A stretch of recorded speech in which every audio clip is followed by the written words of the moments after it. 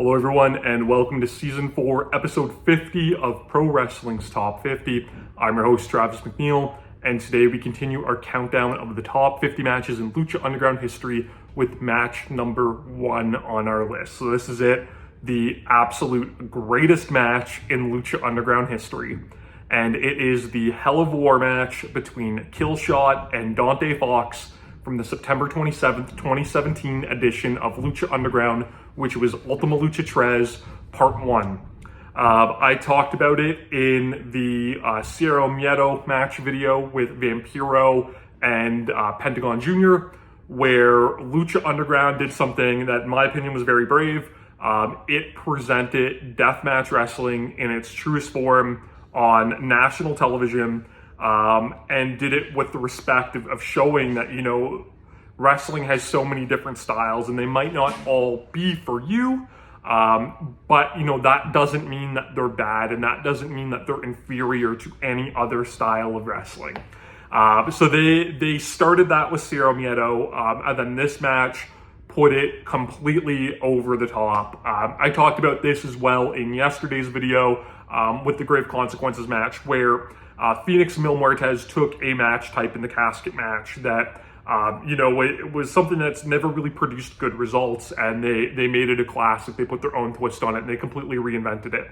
That is exactly what these two guys did here. So the Hell of War match is essentially a best 2 out of 3 falls match done, you know, 3 stages of hell, WWE style, with each fall having a different gimmick. On paper, this match seems great. These guys have great chemistry. They had an excellent match earlier on in Season 3 that, you know, was on the lower end of our list. They'd wrestled outside of Lucha Underground and CZW and on National Pro Wrestling Day and, you know, all of these other events, and then they have really good chemistry. They're very similar individuals. They're natural opponents for each other. So when the match was announced, you know, super excited for it. But then they announced the stipulations for the 3 falls, and my excitement just plummeted. Fall number 1 would be a first blood match. I don't know if I've ever enjoyed a first blood match ever in wrestling. It is a match type that just never really works. There's no real drama off big moves or anything like that. A lot of times they kind of have screwy finishes. It's not a match type that has ever lent itself kindly to me. Fall number 2 would be a no disqualification match, which is fine. And fall number 3 would be a medical evac match, which is basically a glorified ambulance match. Which, you know, the ambulance match is a WCW, WWE gimmick. It's never really done anything for me at all either. You know, I remember Kane and Shane McMahon having one, and I remember John Cena and Ryback having one, and I remember, you know, in WCW, Mike Awesome and I think like Canyon had one.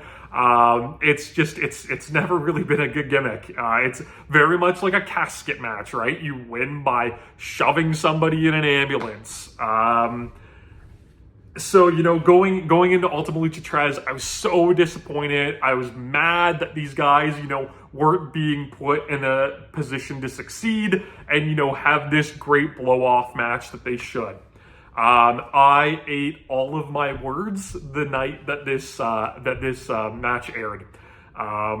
These guys were given almost an entire episode. They were given, you know, about 35-40 minutes of television time to tell their story. They used every fall of this gimmick match to its absolute most. This was athletic. It was completely brutal and barbaric, which I did not expect at all. Neither of these guys are deathmatch wrestlers. They've dabbled a little bit in CZW. They've both competed in a cage of deathmatch, so they do have that in them, but it's not something that, you know, we've really seen. And I can't remember, but I feel like this match might have aired before Strickland did his cage of death match. I could be wrong. I'd have to check dates and stuff like that. But I remember, you know, being really surprised that he would do something like this. This whole thing, it blows me away. It is one of, in my opinion, the greatest matches ever aired on a pro wrestling television episode. I think it is one of, if not the best, U.S. death match of all time. And that is quite the accolade that Lucha Underground, gets to hang on to, because it's maybe not something that you would expect, from their promotion. So this match, it starts with a quick exchange. Both of these guys are, cruiserweight style flippy wrestlers. So we start off, with this quick pace action, but then we really quickly go to the floor and they just turn this match into this big, crazy brawl, but not like, the Mill and Phoenix brawl where, there's mask ripping and biting and blood and all of this stuff. This is very much two guys utilizing their style of wrestling to have a war. So it's big moves with weapons and things like that, and each guy trying to completely eliminate the other. Really early on, AR Fox hits his kick flip off the ring post into a moonsault onto a ladder that's bridged that Killshot's lying on. They do like a really cool sequence again, just, incorporating all of their athleticism where they're swinging chairs at each other and missing, and Killshot does like a Matrix kind of kip up thing to avoid it, but Fox holds onto the chair and just saboos him with it. In between their moves, both guys are going to each other's foreheads and, punching away, trying to draw that blood. So really using that gimmick, as much as they can, given that it's a first blood match. AR Fox gets his big leg drop off the top onto the ring apron, but he's got chairs there, again, trying to draw all of this blood. And this is where the match gets crazy. AR Fox, or I keep saying AR Fox, Dante Fox, played by AR Fox, he goes into like a janitor room that they have in the temple, and he brings out a pane of glass. And although we had seen light tubes used on Lucha Underground at this point, we hadn't seen anything like that in the past 2 years. I was shocked that a pane of glass was being brought out. I had no idea if it was actually going to get used or not. And I just remember like sitting watching this glued to the television, just, almost nervous for, what these guys were going to do. Something that I loved here is referee Rick Knox ended up helping Dante Fox set up the glass, but it was done through intimidation where Dante basically told him, like, help me with this or I'm going to make you bleed. And I thought that was like such good character work. And a lot of times in these matches, you have referees or stagehands or whoever helping set up all of these spots. And, it kind of doesn't make sense that they would involve themselves in the action. So I really liked how they incorporated this here. I've never really seen something like that. I thought it was neat. They tease the glass so much. They tease Fox hitting the Fox catcher through it and a Death Valley driver. And they, tease an ace crusher off the ring apron. And they keep panning to the audience that have like these worried expressions on their faces.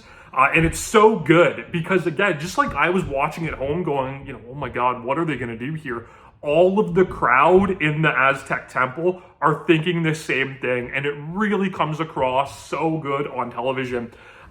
We end up getting, a great tease of that glass pane. After all of these teases off the ring apron, Strickland ends up hitting like a uranagi on the ring apron. Back in the ring, Dante Fox hits a double springboard Spanish fly, which is crazy. I'd only seen him do that one other time in his career against Lince Dorado. But as he's pulling this off, they actually slip off of the top rope, and it could have been catastrophic. But AR Fox is such a professional and is so good at high flying that he's able to recognize the slip and adjust his body to still pull off the move.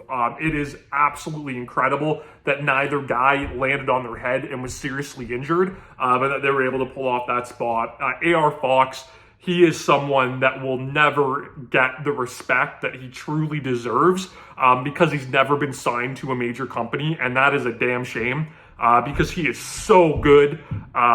One of the most innovative wrestlers that you will ever see, came up at a time where, independent wrestling was really sorely starting to miss, innovative high-flying wrestlers like himself. We had a bunch of that in the early 2000s, but, when once the 2010s hit, that started to fade away a little bit. But he was, part of the charge that brought that back.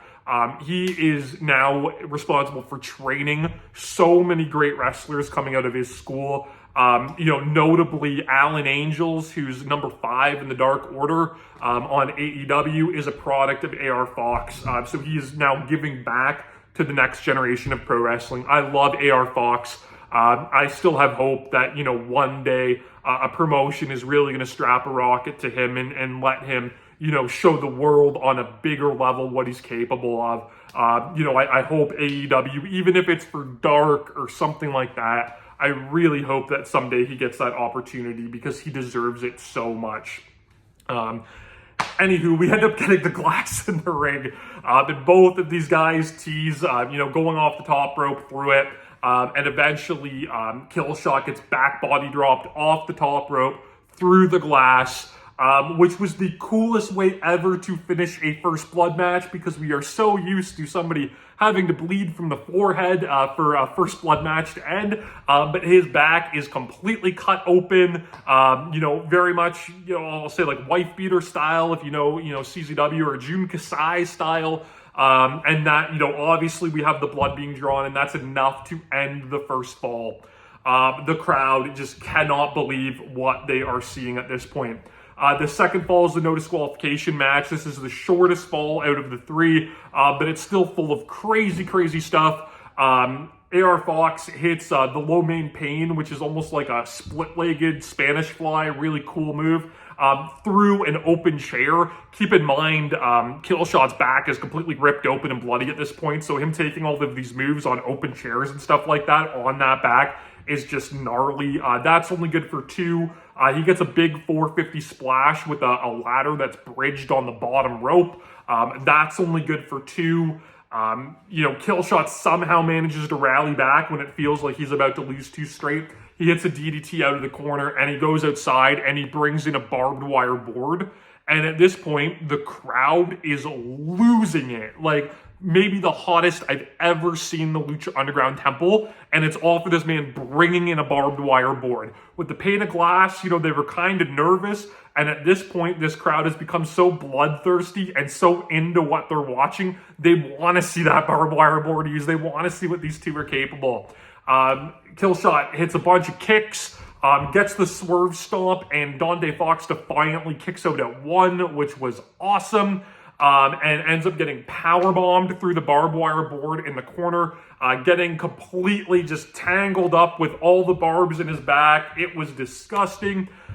Rick Knox is shielding his eyes. Melissa Santos is at ringside covering her face.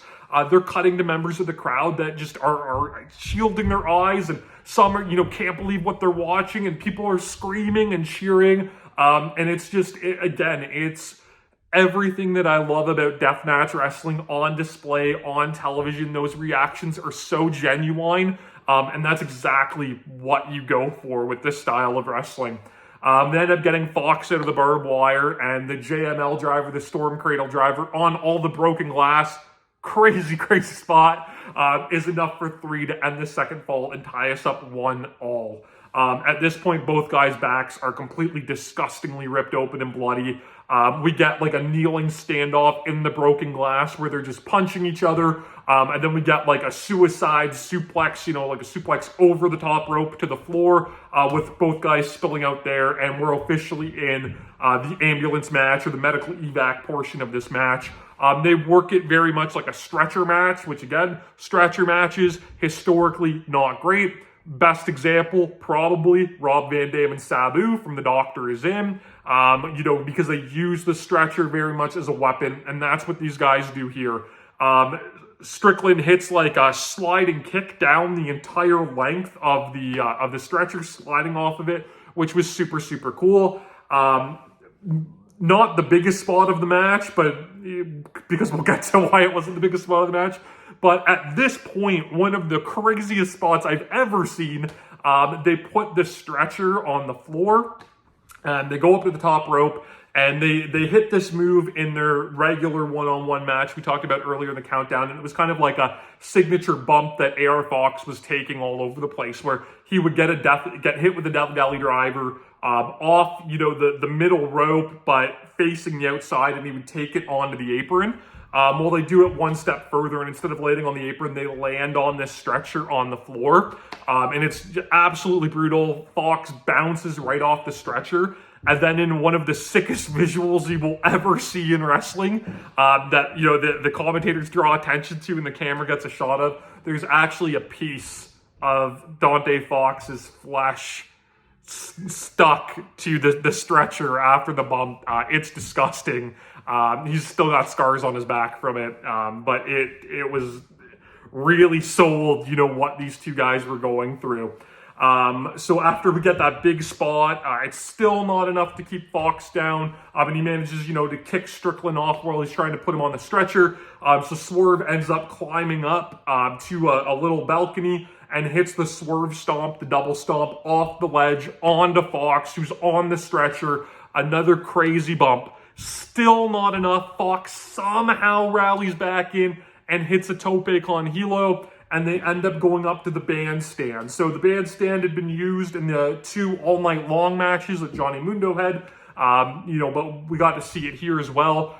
So they're fighting up there. It's above, you know, over a big balcony overhang.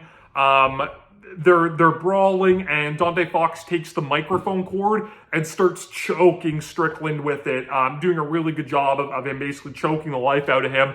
And it looks like it might be the end for Strickland, but he manages to find a beer bottle up there. He hits Fox over the head with it.